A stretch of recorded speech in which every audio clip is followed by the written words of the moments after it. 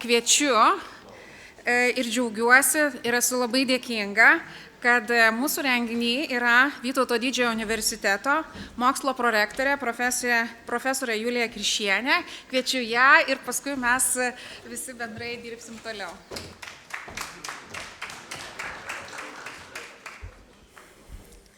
Mėly partneriai, mėly sprendimų priėmėjai, mėly kolegos, verslo atstovai, asociacijos atstovai, tikrai mūsų užsienio svečiai, mūsų rektoriaus vardu ir bendruomenės vardu labai noriu ir pasidžiaugti, ir pasveikinti, ir padėkoti, kad šitas renginys vyksta Vytauto didžiojo universitete. Ir tai tikrai neatsitiktinai pasirinkta šita erdvė. Vytauto didžiojo universitetas, jeigu jūs paklaustumėt ar studentų, ar dėstytojų, kuo jisai išsiskiria iš kitų aukštųjų mokyklų, kitų universitetų Lietuvoje, daugelis ko gero pasakytų, kad tai dėl to, kad tai yra artes liberales universitetas. Ir jūs, aišku, paklausite, tai prie ko čia tas artes liberales ir čia tos kanapės ir čia tas visas susibūrimas. Tai aš galiu pasakyti, kad artes liberales reiškia laisvieji menai. Ir tai reiškia, kad kiekvieną savo studentą, kiekvieną savo mokslininką, kiekvieną savo absolventą mes matome ne tik kaip profesionalą, kaip specialistą, kaip ekspertą savo srityje, bet kaip menininką taip pat. Tai nesvarbu, ar tu esi muzikas, ar tu esi agronomas, ar tu esi inžinierius. Mes tikimės, kad tu čia tapsi menininku, o menininkas ne tik gerai atlieka tai, ką sukūrė prieš tai kiti, bet jis taip pat geba kurti naujus dalykus, geba kvestionuoti ribas, stereotipus ir klišes ir, aišku, gilintis į galbūt kartais nepatogius klausimus. Tai mes labai džiaugiamės šiandien, kad VDU tapo tuo jungiamuoju audiniu, kuris jungia ir verslą, ir politiką, ir mokslą, ir visuomeninės organizacijas, tam, kad spręsti nelengvus, tam, kad spręsti sudėtingus klausimus, nes žinom, kad šita konferencija vyksta jau ne pirmus metus, jau tai yra 4 metai, ir buvo ir daug entuziazmo, buvo ir tam tikro nusivylimo, ir būtent dėl to, kad iš politikų galbūt buvo nesulaukta tam tikrų sprendimų laiku. Įstatymas, ačiū Dievui, yra priimtas. Aš pati esu teisininkė ir žinau, kad kai įstatymas priimtas, turi būti poįstatyminiai teisės aktai, tam, kad įstatymas būtų įgyvendinamas ir tam, kad bendruomenė galėtų, iš tikrųjų, tuo įstatymu naudotis ir taikyti. Tai dabar ir kviečiu, labai džiaugiamės, kad šiandien prisijungia ekonomikos ir inovacijų ministrė, gerbiama Aušrinė Armonaitė, tarti žodį ir savo pristatymą. Taip.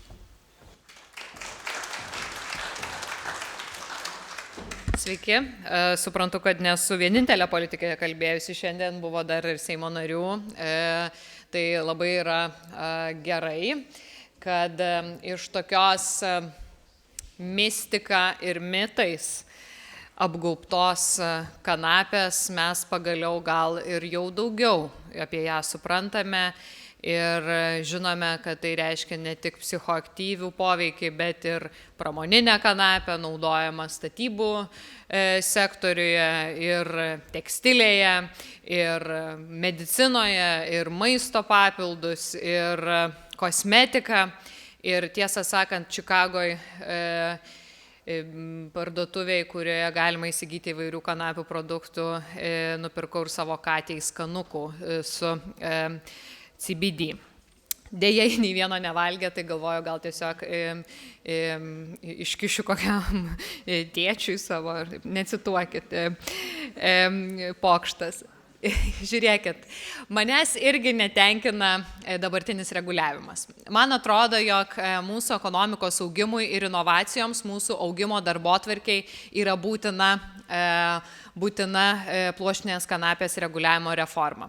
Tačiau jeigu vien tik aš nešiau pluoštinės kanapės reguliavimo įstatymus, jūs tikriausiai suprantate, kad tai būtų traktuojama kaip psichoaktyvių medžiagų reguliavimo pokyčiai. Mes esame pasiruošę teisės aktus, kurie yra progresyvesni negu dabartinis reguliavimas ir planuoju sutelkti platesnį palaikymą juos teikiant tiek Seimo kaimo reikalų komiteto narius kviečiant, tiek ekonomikos komitete narius kviečiant palaikyti savo parašais, savo autoritetų, savo indėlių. Dabar kodėl tai yra svarbu? Kanapė Lietuvoje yra šiaip augalas turintis ilgas tradicijas ir neblogas, sakyčiau, iš istorinės perspektyvos žiūrint reputaciją. Vilniaus universitete dar XIX amžiui vyko tyrimai, Kauno aukštosiose mokyklose tarpukariu lygiai taip pat, mesgi esam biochemikų ir biotechnologų tauta, šitas augalas buvo tyriamas ir žinoma jo savybės įvairios pasitelkiamos moksliniuose tyrimuose, eksperimentiniai plėtroj. Man asmeniškai kaip ekonomikos ir inovacijų ministrei yra apmaudu, kad mes šitą žaliavą, o tai reiškia ir pinigus, išvežame į kitas šalis. Mes užauginame savo kanapę, dar taip arti niekada nieks nebuvo prie, sakant kalbą. Išvežame savo kanapę ir vėliau kitos šalis iš jų kuria pridėtinę vertę ir uždirba pinigus. Ir beriant, mes išvežam pinigus. Tas turi pasibaigti. Kanapė auga įvairiose žemėse, net ir netokiose derlingose. Man atrodo, kad mes galim tuos visus mitus ir legendas įveikti tokiu racionaliu, šaltu protu. Ir tikiuosi, jeigu ne iki galo, tai bent pirmuosius žingsnius dar progresyvesniam pluoštinės kanapės reguliavime mums pavyks padaryti artimiausių metų. Tai ačiū Jums už viską, ką Jūs darot, ačiū už tai, kad kuriat, ačiū už tai, kad entuziazmo vis dar turite. Pasaulyje vyksta labai įdomus pokyčiai, moksliniai tyrimai žengia į priekį. Ir man atrodo, kad ne tik verslo, ne tik žemės ūkio, bet ir ta mokslinė dimensija, biotechnologinė dimensija yra taip pat ypatingai svarbi. Tai dėkui Jums ir gero likusio renginio, nors jau kaip suprantu Jūs į pabaigą, bet vis tiek dar tikriausiai nesiskirstosi. Tai sėkmės.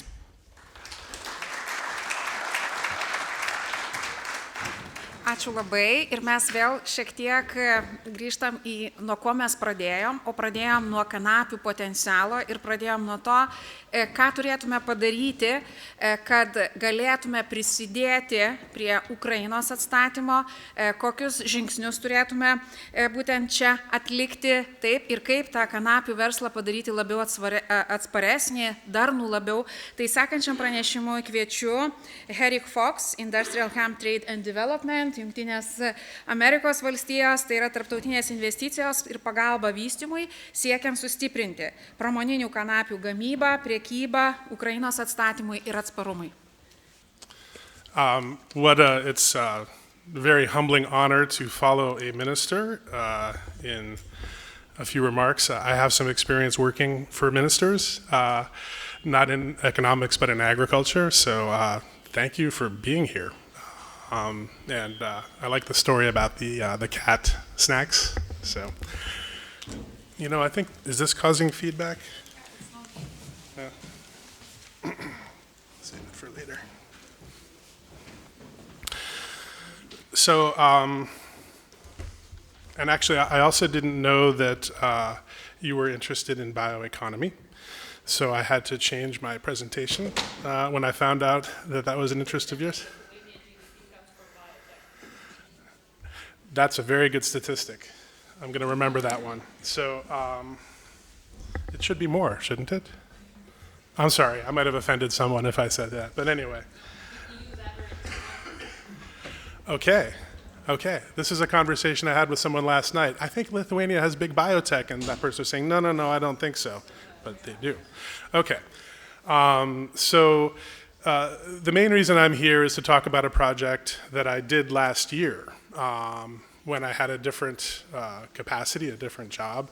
But I will start off talking, I'll come back to the agenda, but I do want to talk a little bit about bioeconomy first, because the project that I did here last year that I'll be talking more about leads into what I do now, and I'm not speaking on behalf of the organization that I do this work with now. I'm speaking in my personal capacity, but I will say that I work on bioeconomy development on a national level in the United States, and there's a lot of interest in collaboration with EU governments, and so through proper channels, perhaps that conversation can continue.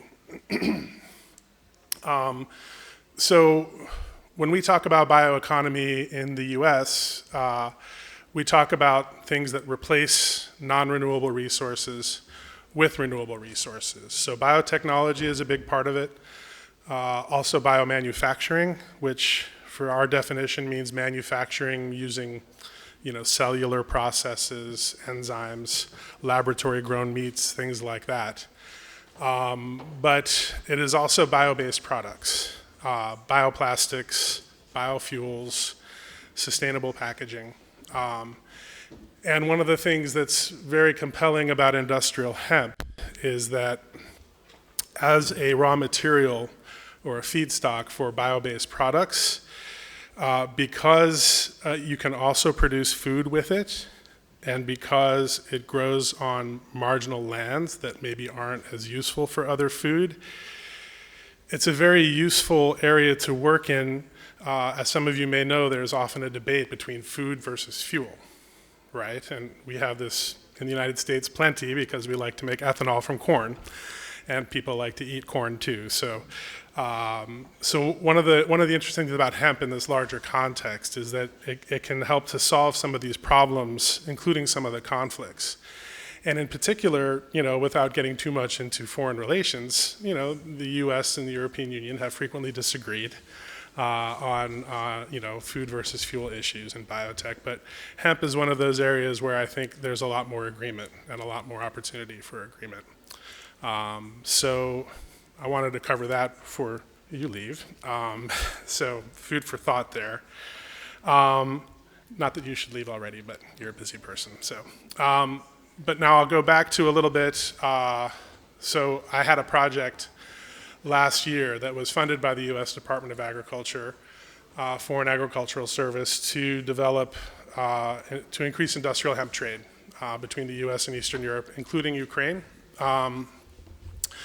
Its goal was to identify barriers and opportunities for that trade. CBD wasn't necessarily excluded from it, but it was really mostly about fiber and grain. I visited with, I think it's more than 70 stakeholders between September of 2022 and February of last year in Ukraine, Poland, Czech Republic, Slovakia, Lithuania, and Romania. So I met several folks here during those travels before. I'll go into a little bit about what our findings were in Ukraine and in Lithuania specifically. We can talk a lot more later about other details in other countries.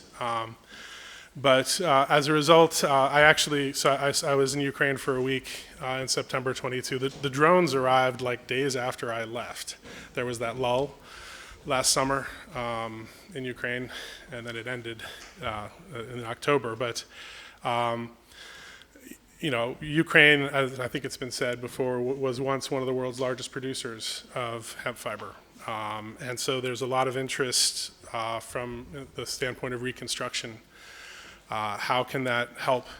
Obviously, you're not going to rebuild all of those buildings with hemp, but it could contribute to some growth in the hemp industry in Ukraine and create new opportunities for bioeconomy development on a scale that wouldn't be possible elsewhere because of the EU and US funding that's going into Ukraine. So reconstruction of housing, grain storage is an issue, and the suggestion isn't to use hempcrete for the actual silos that store the grain, but for housing around the silos. It's a longer term solution than the plastic sleeves that I think are being used right now. and also fuel pellet manufacturing. We should be developing funding initiatives to scale hemp production in Ukraine for 2024 and beyond. Again, if this is what the Ukrainian government wants. So, I think I can speak for all the foreign aid sources that they're all very focused on responding to what Ukraine thinks it needs, rather than trying to, guess what Ukraine needs. If this is something that the Ukrainian government and Ukrainian stakeholders want to pursue, I think there's a lot of interest in the international development and investment community to support that. But again, if that's what Ukraine wants, right? So those were some of the key outcomes there. I did meet with the mayor of Makariv, which is a smaller city in the outskirts of Kyiv. And I've heard from other mayors as well that they are interested in hempcrete. I actually ran into just a 90-second story.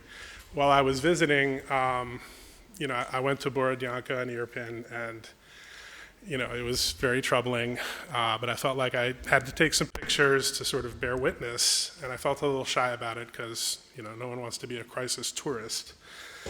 And so then this older lady was yelling at me from over there, and I thought she was yelling at me for taking pictures of a bombed-out building. I felt terrible.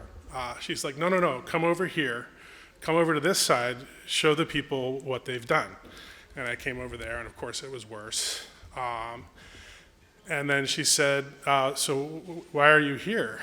And, I speak Russian, so, and I was really shy about speaking Russian in Ukraine, but anyway, she didn't mind that I was speaking Russian with her. She realized I was American. I said, well, we're exploring how we can build more buildings out of hemp. And she looked at me and she said, you can make buildings from hemp? And I said, yes, you can. And she thought about that for a minute. She's like, fine, grow, and I'm a loose translation from the Ukrainian, grow the hemp in the soil soaked with the blood of the invader, and I will gladly live in it. Something like that. I don't know how that translates into Lithuanian either, but, so that was a pretty moving moment for me. So the more that Ukraine can be self-sufficient in its own reconstruction, that's something I personally want to help with, and I know that there are a lot of international organizations and investors that want to do the same. So, but we also learned some interesting things in Lithuania. For one thing, I didn't know the extent of the development of the industrial hemp sector in Lithuania. And this was really one of the spurs of, well, gee, if we're going to support the development of the hemp sector in Ukraine, to make it viable over the long term, they have to have successful value chain relationships with their neighbors. So, look at Lithuania, which, has its own history with hemp and has a growing sector and expertise. How can Lithuanian businesses cooperate with Ukrainians in those value chains? Is it more raw material coming from Ukraine for Lithuanian manufacturing, or on the reverse, if Ukraine needs to scale up its production quickly, how can Lithuania help with that in the near term? And all of these different questions, and it can raise thorny issues, as we've seen, where agricultural product coming from Ukraine into the European Union, not all farmers are thrilled about. But again, if we're talking about a massive increase in the availability of cropland, that could be a massive increase in the availability of land to produce bio-based products for the bioeconomy. It doesn't have to flood the market with food. It can flood the market with biofuel or bioplastics, building materials instead. So, there are opportunities to use the increased supply to create more demand for things that will help reduce, the causes and consequences of climate change, for example. And increase circular economies and rural development.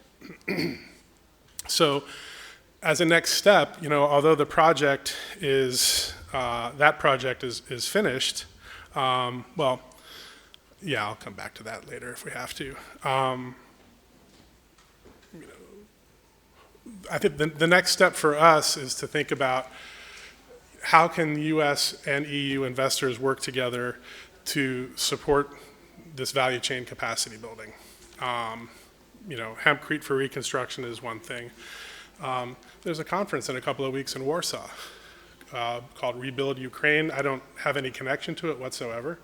But it's, what a great place to start talking about. It's a business expo of some sort. I'm not endorsing it. I don't know anything about it. I just noticed it the other day. But what a great opportunity to integrate hemp production in the larger discussion around reconstruction in Ukraine. And what an opportunity for manufacturers in the eastern EU neighbors of Ukraine to engage in that, because it's kind of going to be an all hands on deck. We need all the resources we can find. To do that. There's an Aim for Climate initiative between the US and Europe and actually the United Arab Emirates. That's too much detail for here. But the UN Convention on Trade and Development, they had a conference in February on industrial hemp. And I think, they have a recent publication as well, looking at its prospects for contributing to bioeconomy and growth. There's an MOU between the U.S. Department of Agriculture and the Ministry of Agriculture in Ukraine. And actually, I know of a couple of MOUs between Lithuania's Ministry of Agriculture with a couple of states in the U.S. Pennsylvania comes to mind. And I'm sure there's probably one on the federal level as well. So these are all opportunities for more collaboration and more investment. And I think from a perspective of bioeconomy, from a perspective of creating more supply in order to create more demand, US and Europe, argue about some things when it comes to agriculture, but it's just business. But these are some areas where there's a lot of opportunity for collaboration and cooperation, and I think everybody's eager to do it. So I'll stop there, and maybe I've taken too long already. Thank you.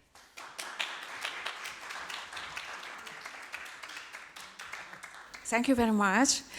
Sekančiam pranešimui kviečiu ilgametę mūsų partnerę Irina Laiko, Pluoštinių kultūrų institutas Ukraina, Ukrainos ir Lietuvos bendradarbiavimo kryptys. Доброго дня всем. Я уже представлялась, я селекционер с Украины. Занимаюсь селекцией конопли, технической конопли, не наркотической конопли, и последние годы уже создаем сорта, которые, медицинского назначения. Итак, моя презентация. Наш институт занимается, в принципе, уникальный сам по себе, потому что мы занимаемся не только созданием сортов льна и конопли, но также и технологией выращивания, технологией переработки, технологией уборки и частично еще глубокой переработкой. Далее. Тут надо смотреть, да? Так, а где здесь мелькает? Вот тут, да? Мы можем сказать, что как раз перед этим говорили о том, что в ЕС поднимался вопрос, касающийся конопли, как раз уже когда война началась. Это European Green Deal. И говорили как раз о промышленной конопли, о ее значении в Европе. И придавали очень большое значение этому. А вот теперь давайте посмотрим на ту карту, которая у нас в Европе есть по посевным площадям. Вы видите, в Европейском Союзе в последнее время очень значительно выросли посевные площади по конопле. И лидирующую позицию в этом занимает Франция. Обычно ежегодно это было где-то от 8 до 10 тысяч гектаров во Франции. И последнее время больше 20 тысяч гектаров. Надо сказать, что Литва маленькая такая страна в последнее время тоже значительно увеличила площади. Один год было даже 9 тысяч гектаров. Мы понимаем, что, может быть, для Литвы это было достаточно много, потому что переработка еще не сработала в это время. Но в настоящее время уже называли цифру где-то больше 2000 гектаров. Но, возможно, если заработает переработка в полную силу, 2000 гектаров все-таки маловато. Итак, уже известно, что порядка больше 50 тысяч продуктов на сегодня известно из конопли можно изготовить. К сожалению, на сегодняшний день многие из нас используют совсем малое количество продуктов, и переработка очень небольшая. То, что касается конопли, то конопля в Украине, вот видите, здесь показаны те участки, где она развивается. Небольшая площадь. Но при этом, вот смотрите, у нас по конопле площади в Украине были действительно огромные. И я думаю, что после войны отношение к конопле перевернется в плане резкого увеличения посевных площадей. На сегодняшний день основные площади у нас переместились. Видите, вот зелеными кружками показано. Это с востока все посевные площади ушли на запад, и на сегодняшний день еще есть вблизи Белоруссии, но тоже, возможно, уйдут в центр Украины. Но здесь тоже сфера использования конопли, она огромная, и я думаю, что она будет бесконечная.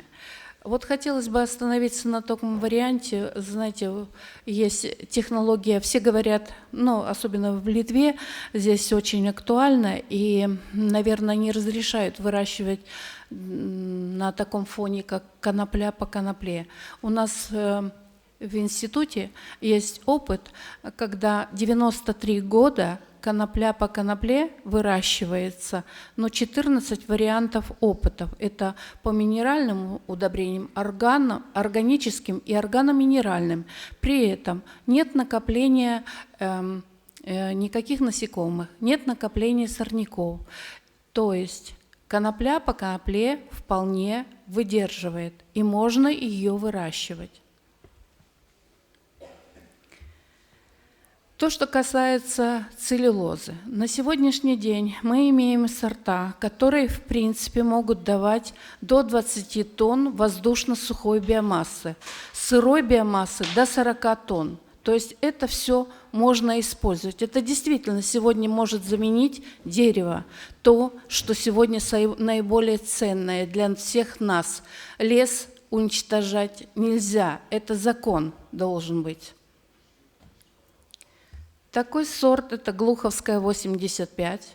Этот сорт на сегодняшний день, да, его количество очень небольшое, в связи с войной мы его действительно не можем размножить на больших участках, но я думаю, что война закончится, мы к нему вернемся. Сорт будет востребован.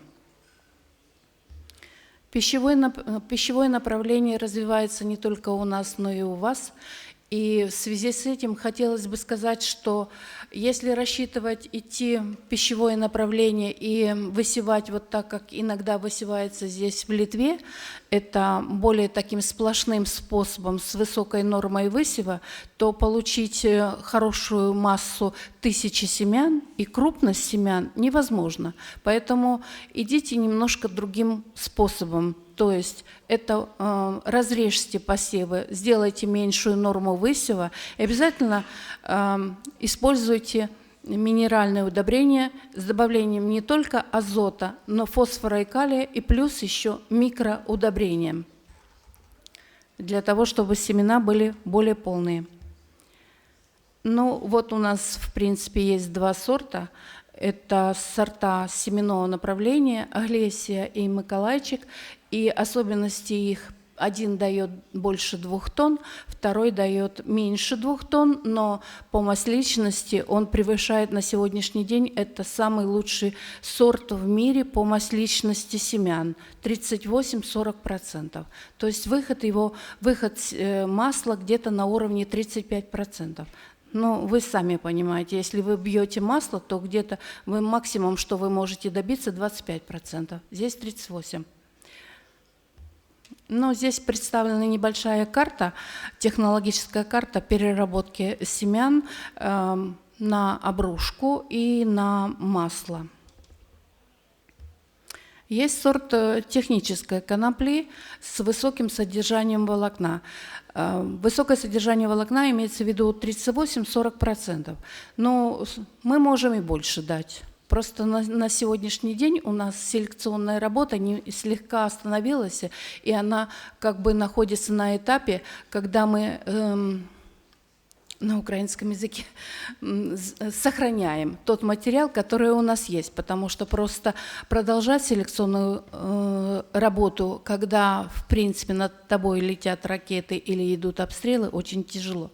Поэтому мы стараемся сохранить то, что у нас есть, хотя бы в небольших количествах эти семена и эти сорта. Но сорт такой есть, он очень интересен в том плане, что это действительно высоковолокнистый. Здесь очень много длинного волокна, и я думаю, перспективность его для того, чтобы его использовали при переработке, очень большая. Но у нас в Украине получают вот такие нитки, вы видите, то есть есть отдельные перерабатывающие предприятия, которые получают вот и грубую нитку, и более тонкую нитку. И вот то, что представляет вот такие пальто, одежду, это не миф. Это реально. Есть такие меховые изделия. Есть одна компания, ДМО, которая представляет вот уже изделия из конопляного текстиля.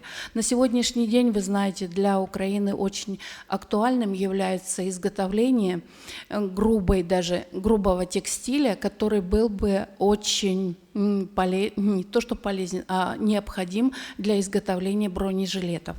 Прежде всего, потому что бронежилеты из конопли – это бронежилеты, которые обладают средней пропускной способностью. Ну, с добавлением, конечно, там уже и этой плитки. Далее, но здесь представлен комплекс агрегатов для уборки промышленной конопли. В верхней части это то, что было несколько ранее, где-то до начала этого века, но оно еще востребовано. Это для получения длинного волокна, но самого уникального. И я знаю, что Китай до сих пор по такой схеме работает. А вторая – это уже комбайновая уборка верхней семенной части и последующая уборка тресты, но более грубого, но получается более грубое, короткое волокно, но которое тоже сегодня востребовано. Наши ученые-инженера создали первую линию, ее изготовили в Харькове как раз перед войной. Эта линия уже поставлена, она интересна, она работающая, эта линия. И самая основная ее особенность в том заключается, что закостренность волокна составляет меньше 1%. Ну, сами понимаете, насколько это качественное волокно получается при переработке на такой линии.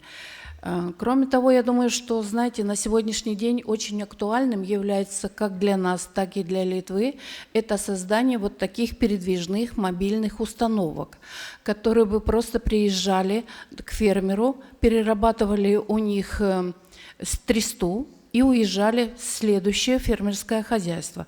Данная мобильная линия может быть создаваться двумя путями. То есть она может быть совершенно новая, по новой конструкции, и она может быть монтироваться из того, что в принципе уже отработано. Ну, вкратце по сортам, здесь есть английский язык, но я хочу сказать, что все наши сорта создаются на основе абсолютного отсутствия наркотика, THC. Содержание THC у нас по результатам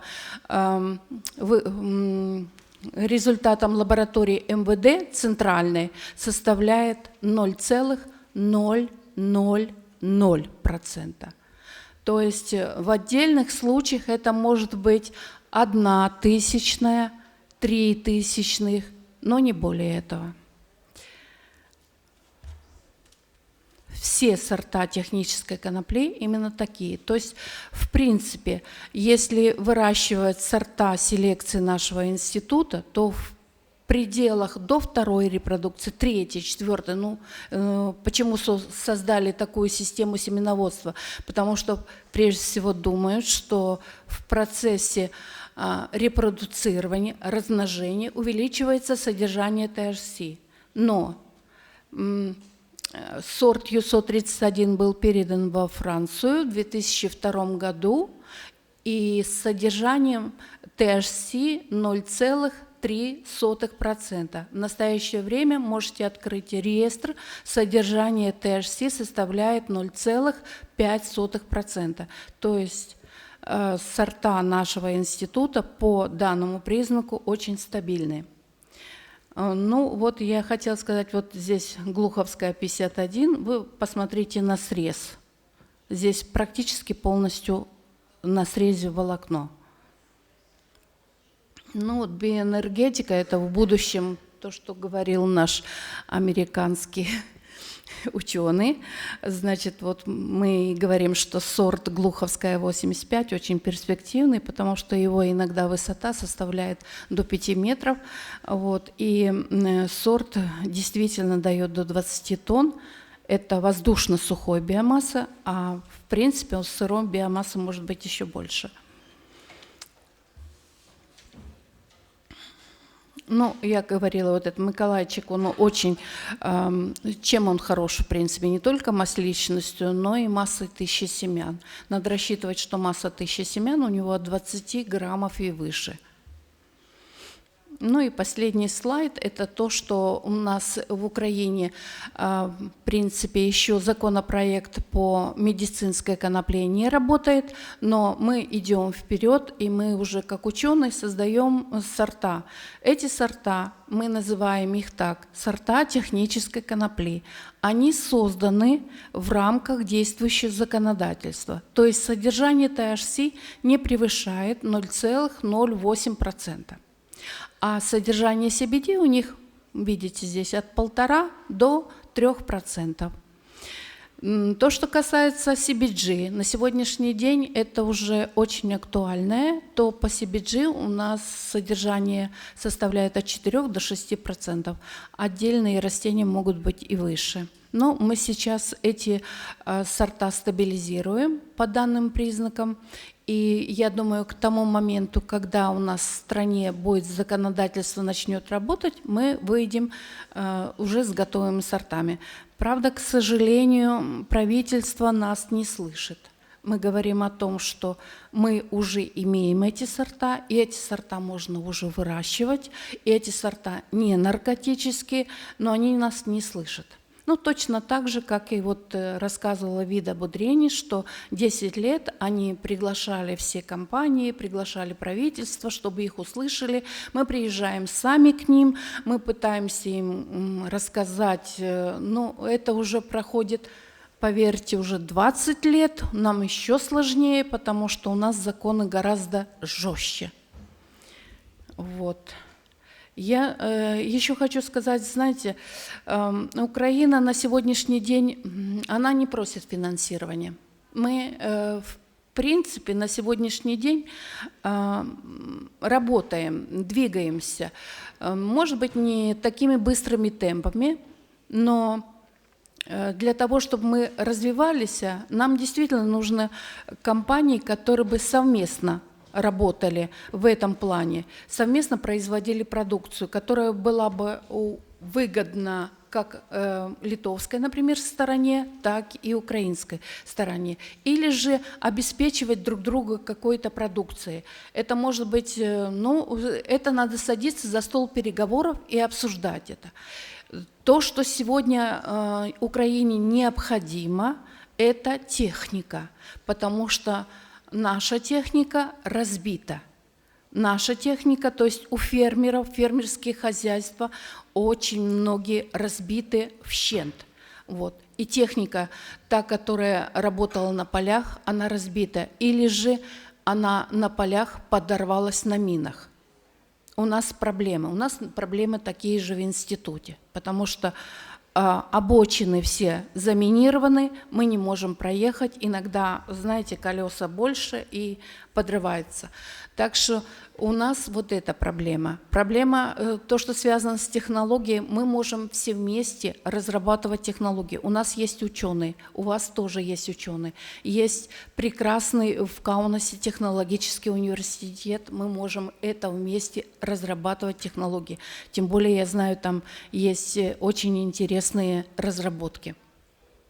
Так что я думаю, что точки соприкосновения мы всегда найдем и работать в этом плане можем. У меня все.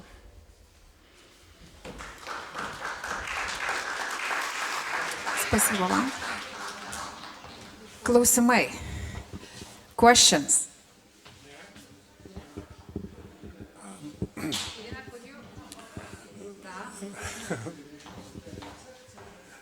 Спасибо большое, очень интересно. Вопрос, два довольно мелких вопросов, но взаимно важных. Мелкие. По поводу вот топливный сорт. Биоэнергетика. Спасибо. Обычно есть проблемы с пепелем, когда используется таким образом. Зольность, у вас вы тоже имеете в виду, да? Да. 1%. Ничего. Да. Отлично. И на это, там есть рация 43:1 CBD на THC. Я просто умножал, то есть 3,07. Это очень высоко. У нас, то есть обычно бывает 30:1, 35:1, то есть рацио между CBD и THC. Это просто, то есть там не вопрос, а просто observation. CBD и THC – это два признака, которые тесно сопряжены. Если повышаешь один признак, то второй, естественно, повышается. И, в принципе, если только вам говорят, что в сорте, который создан без ГМО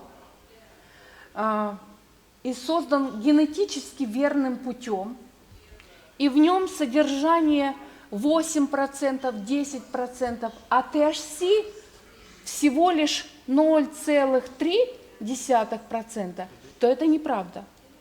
Да. Вот но это правда. Да, я верю, просто замечательно. Да. Спасибо. Sekančiam pranešimui kviečiu Jacek Kramarz, Hemp Lenkija, kanapės tvarus sprendimas medienos perdirbimui ir maisto pramoniai. Hello everyone, my name is Jacek Kramarz from Poland. I wanted to show you today three technologies that are being now developed in Poland. We believe they are innovations. I haven't seen those technologies anywhere else, and wanted to share them with you today so you can see what other things and in which way can be made from hemp. Some of these technologies might be relevant or might be used also for the development of or rebuilding of Ukraine. Our company is located in Lublin, that is 100 kilometers from the Ukrainian border, so we're very conveniently located to cooperate with our Ukrainian partners, both in terms of sharing our technology as well as buying products or substrates from different processes that we later use for our own production. So first technology or first company that I wanted to show is Hemp. This is a company in which we developed a plant-based meat based on hemp protein.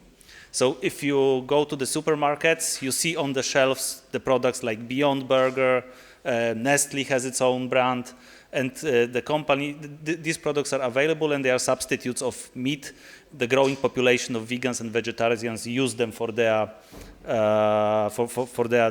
daily dishes, and typically they are based on soy or pea. So currently the plant-based meat market globally is worth roughly, is estimated to be worth more than 12 billion USD, and 66% of that market is taken by soy protein. And hemp has significant advantages over soy. There are numerous arguments we can use to promote hemp over soy. It's hypoallergic, it does not require so heavy agricultural processes, it is easily digestible, and we can sell or utilize a lot of protein within this type of products. The products are already on the market in Poland. We have two product lines. We have products for restaurants and we have products for the retail segment. And we are currently in more than 150 restaurants in Poland. And in October this year, we had our first listing of 4 of our products in Carrefour. That is, I don't know if it's present in Lithuania, but it's a very large supermarket chain in Poland, one of the biggest players, and we are also with other relevant, already have listings with other relevant retailers in Poland. So that's something that we are willing to cooperate on. We are looking for partners globally, also here in Lithuania or in Baltic countries. The technology is developed in a way that we do not own the production assets. We own the formulation, and we have developed the technological steps to produce these products, and the technology can be adopted to other manufacturing facility, and typically we know that the facilities that could adopt the technology exist here in Lithuania. Also in Ukraine, this can be produced in the existing manufacturing facilities and will use a lot of hemp protein. The other technology or the company that we are working on is Green Lanes Proteins. This is the company that is dedicated to the extraction of protein from the press cake. When you are pressing the oil from the hemp seed, you have the leftover that is the press cake that is still rich in protein. It has, okay, depending on, but roughly 30% of protein, and typically it is then mechanically separated from the shell to increase the protein content in the product. Yes, using sheaves. And we have developed a technology to extract the protein from the press cake, so it's not mechanical process. And through that extraction, we arrive to a protein concentrate of 70% and protein isolate of 90%. That is white powder and is easier soluble in liquids, in water, and therefore has more applications in the food industry. Moreover, we can use the leftover from the pressing of the oil that currently is typically sold on the market for very little value and increase its value significantly. So there are different markets to which these products can be applied. We are targeting the sports supplements market, foods market, and food for special medical purposes market. And we identified that on all those markets there is an opportunity for this type of product.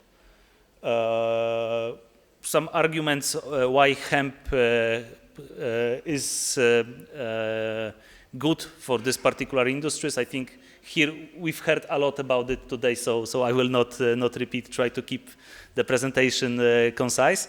But there are numerous arguments we can use in communication with the consumer to promote final products or to promote consumer products that contain hemp protein and build the value or build the product by those arguments.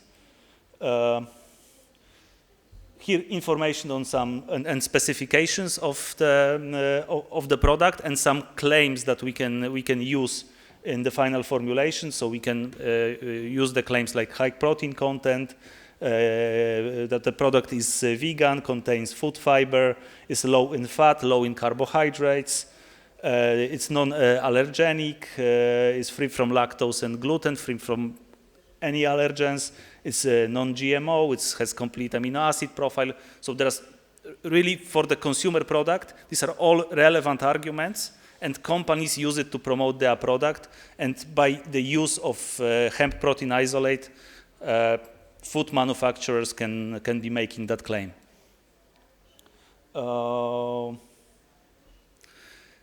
The product will also have advantages to be used in the formulation. It's easy to mix, soluble in water, so that will make it easier for the food technologies to formulate the consumer product. And for this particular product, we are interested to buy hemp press cake. So if anyone has, or also in Ukraine, if there are companies that are pressing the oil and they want to increase the value, of, get additional revenue from selling of the press cake, just by the border we are there and we want to buy it. We will launch production in 2 weeks' time. So right now the technology is developed. We purchase all the equipment necessary to start production, but we are not selling yet, unlike the hemp meat. But we will launch production in 2 weeks' time.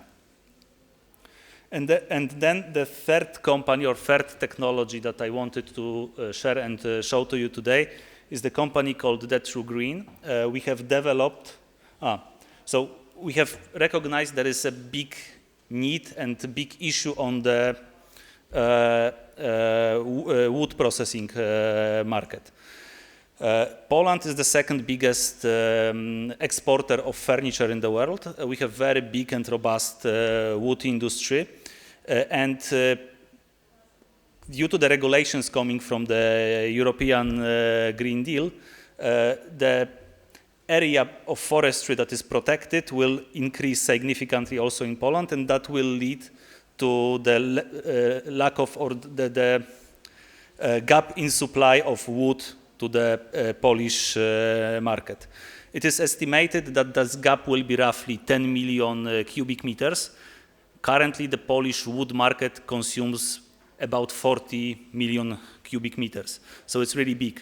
And the typical import directions from which Poland was importing wood was Russia and Belarus, which now is not functioning, of course. So this further deepens this problem. And we have developed a technology in which we are able to press hemp stalks to develop this wood-like material. And these are not particle boards. This is like solid wood. And we see the application for it in furniture, flooring, doors, windows framing. It's not a constructional product, so it does not carry the weight of the building, or we have not developed it into this direction and have not tested whether it can be applied in this way. So currently we do not offer for this market. We want to work on it in the future, but today this project is, this technology is dedicated for the furniture industry. And we have two basic products of different density. One is a bit lighter and one is a bit, the density is higher, so the product is opposite to lighter, is heavier. And they have different properties. The lighter product is more similar to birch, buk is the Polish name of that tree. And the second one is more like oak, which is dąb in Polish. So they will have different applications. And we are already testing those products with industrial partners in Poland. We have produced several pieces of furniture together with Paget Meble. Paget Meble is one of the largest producer of furniture in Poland. They are global supplier of furniture, for example, for Starbucks. So their furniture is in all Starbucks cafes. And they have, using their equipment that is normally used for industrial processing of wood, we have tested our material, and it is workable on this equipment. Just to show also, we can have carrying structure like legs of those stools and legs of this table is also made from this material. So it also carries weight and can be used in different ways. This is an example of a product that we did with one of our partners, Wang Design. They are producing furniture for offices. And this is a nice collaboration because these cubes are made from composite that uses hemp fiber. So the parts over there, these are plastic-like composites that are made with hemp fiber, and we have added and produced this tabletop for them. So Wang has already sold a couple of those to its clients. We are prepared the exhibition together with Husarska Design, and this exhibition has been presented in Łódź Design Expo in Poland. We are also invited to Vienna Design Week, so we presented the exhibition on Vienna Design Week. Last week we've been in Dutch Design Expo. We are invited to Salone Mobile in Milano, that is the top within the design world. And 2 days ago, we also got award in the award from Seoul Design competition. So we have nice worldwide recognition for this project. We are at the stage when we developed a small scale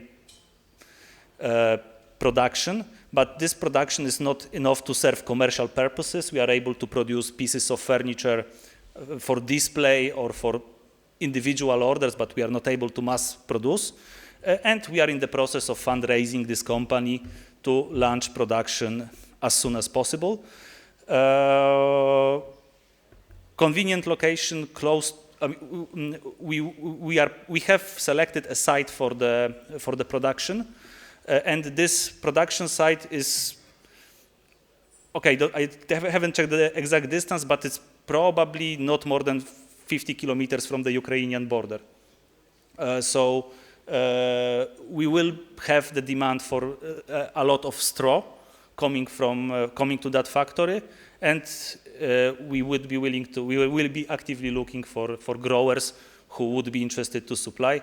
Here, distance matters a lot. So Lithuania probably is too far for us because the cost of delivering the straw to our facility will be too high. But the fact that the facility requires that the straw is not delivered from a long distance means that if we are successful with this pilot production and if the adoption by the industry is as we expect, and we know from the industrial partners that they have big gap and that they want the product and they can use the product on their existing machinery. There is no capex involved for them to switch to our product. Then this means that after one pilot project is successful, we might locate other projects in other areas. So the fundraise on which we are working right now to start this production is now the key next step for us. And that's it. Thank you very much. Gal turit klausimų? This GL proteins, this protein, how sustainable is it? Because I know that normally when you separate it mechanically, the shelf life is like 6 months. How in your model how it works? How long it is? The aim for us is not to sell it as mono product, consumer product. The aim is to use it in the final product formulation. So then the technologies that will formulate a bar, yes, or a protein shake, he will use different ingredients to prolong the shelf value.